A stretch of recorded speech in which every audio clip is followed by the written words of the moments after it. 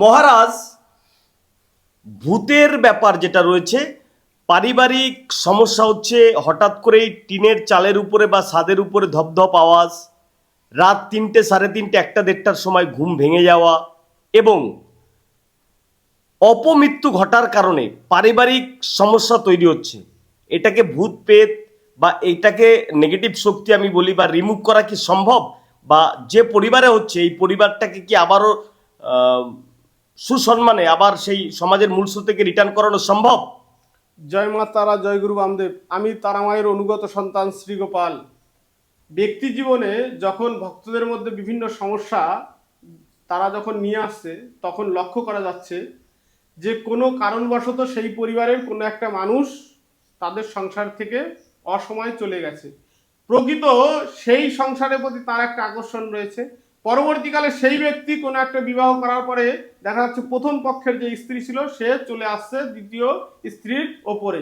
এইরকম ভাবে জর্জরিত হয়ে যাচ্ছে, বিভিন্ন রকম ভাবে প্রতিকার করা হচ্ছে, কিন্তু কোনো রকম প্রতিকার হচ্ছে না। অথবা চলতে চলতে কোনো একটা সাধারণ মানুষ সে পথ ঘাট রাস্তা দিয়ে বা বিভিন্ন জায়গা দিয়ে যাচ্ছে, কোনো একটা দুঃসময়ে, কোনো একটা অন্ধকার পরিবেশে, স্যাঁতস্যাঁতে পরিবেশে, একটা গা ঘিন ঘিন করা পরিবেশে, তখন কোনো একটা অপশক্তির দৃষ্টি প্রভাবে কোনো একটা মানুষ, সে নারী পুরুষ যে কোনো একজনকে আশ্রয় করে তার দেহের মধ্যে রয়েছে। এবং সাইকোলজিক্যাল ভাবে দেখা যাচ্ছে যে তার অবচেতন মস্তিষ্কে যখন সে একা একা থাকছে, নির্জনে থাকছে, বিশেষ বিশেষ সময়ে তার মধ্যে একটা অন্য একটা শক্তি, অশরীরী শক্তি তার মধ্যে জাগ্রত হচ্ছে। এর ফলে তার যে ব্যক্তিগত জীবন, সেই জীবনে যখন দ্বিতীয় কোনো একটা অপশক্তির ছায়া চলে আসছে, এর ফলে কিন্তু তার প্রথম যে জীবনটা, স্বাভাবিক যে জীবন, সেই জীবনে সমস্যা তৈরি হচ্ছে। স্বভাবতই আপনি যদি মেয়ে মানুষ হয়ে থাকেন, পরিবারের বিভিন্ন মানুষরা তখন মেনে নিতে আপনাকে খুব কষ্ট হচ্ছে। আর যদি ছেলে মানুষ হয়ে থাকেন, তাহলে কিন্তু আপনার জীবনটাই প্রায় শেষ হয়ে যাওয়ার মতো। কর্মজীবনে দূরে কি করে যাবেন, আপনি কর্মজীবন কি করে করবেন, এবং যে অপশক্তিটা আপনাকে আশ্রয় করে রয়েছে, সেই অপশক্তির একটা একটা শক্তির প্রভাবে আপনার জীবনটা তখন সমস্যা। আপনার বন্ধু বান্ধব, আত্মীয় স্বজন, পরিবারের সবাই আপনাকে অন্য একটা পর্যায়ে নিয়ে চলে গেছে দৃষ্টিকোণ ভাবে। আর যেই সংসারে এই রকম একজন মানুষ হলেও আছে, তাদের ওই মানুষটাকে সামলাতে সামলাতে পুরো সংসারটাই তছনছ হয়ে যাচ্ছে। সেই সকল ক্ষেত্রে আপনারা যারা এই বিষয়ে বিজ্ঞ রয়েছেন, স্বাভাবিকভাবে তন্ত্রমতে দেখবেন বেশিরভাগ ক্ষেত্রে কি করা হয় না, তাকে বোতলে বন্দি করা হয় অথবা ঝাড়ফুঁক করে বিভিন্ন রকম ভাবে তাকে নিবারণ করা হয়।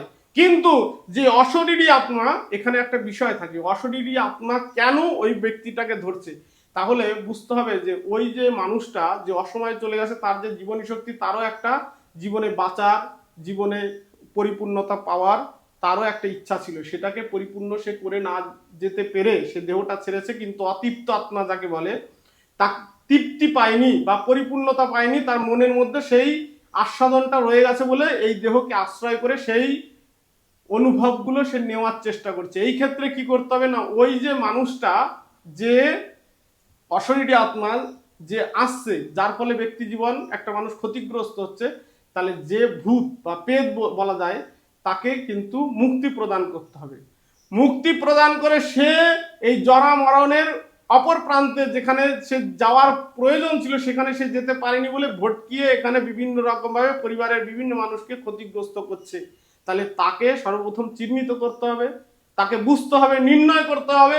এবং সিদ্ধপীঠ, শক্তিপীঠ, তারাপীঠে এই যে তারামা, জগৎজননী তারামা আছে না, ইনি শ্মশানেশ্বরী।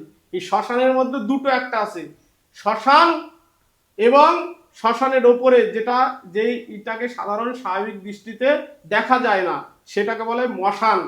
তাহলে স্বাভাবিক মানুষরা দুটো শব্দ ব্যবহার করে, শ্মশান এবং মশান। তাহলে শ্মশান আর মশান কাকে বলে? শ্মশান হলো আমরা যখন দেহকে দাহ করার জন্য শ্মশানে যাই, সেখানে গাছপালা এবং চুল্লি যা কিছু স্বাভাবিক এই স্থূল শরীরে দেখা যায়, এই আপনি নিজের চোখ দিয়ে দেখেন, এটাকে শ্মশান বলা হয়। এবং এই শ্মশানের ওপরে, শ্মশানকে কেন্দ্র করে অলৌকিক কিছু শক্তি থাকে, যেটাকে ভূত পেট দানব দৈত্য ডাকিনী শাকিনী বিভিন্ন রকম ভাবে অপদেবতা আমরা বলে থাকি।